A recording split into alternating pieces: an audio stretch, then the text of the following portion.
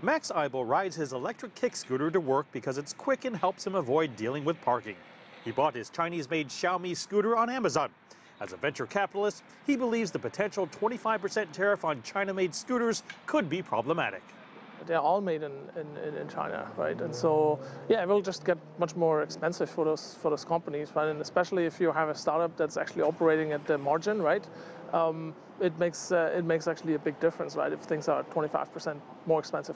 U.S. startups like Bird and Lime have adapted the ride-sharing business model to kick scooters, helping thousands of people to get from place to place for just a few dollars. As long as it's a fair price, I'm okay. Once focused on bicycle sharing, the startup Spin is now converting its entire fleet of bikes in more than 70 U.S. markets to electric scooters. Our usage, our revenue on scooters are at least 20 times higher than the bikes. And that just shows an extremely strong product market fit. This is something that people want to use when tariffs come into play. And if they do, it's just a bump on the road. Electric kick scooters would likely fall under the tariff category listed as motorcycles, including mopeds and cycles, with electric motor for propulsion. Spin is currently using 9-bot scooters, which are made in China and owned by Xiaomi. We definitely don't expect this to ultimately change the business model too much.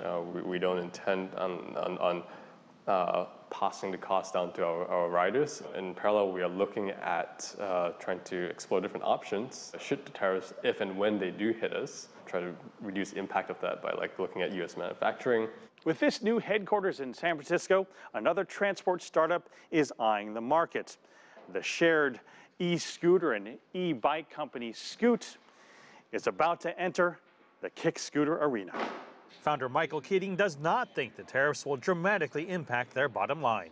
One of the great strengths that we've seen from China is producing a lot of great small electric vehicles to solve a big problem, which is how do you get hundreds of millions of people to move around cities? And that's something that we can learn from in the US, and we can take advantage of that. When we erect barriers to that kind of collaboration and sharing, that is, it just slows things down a little bit, but it doesn't actually stop the progress.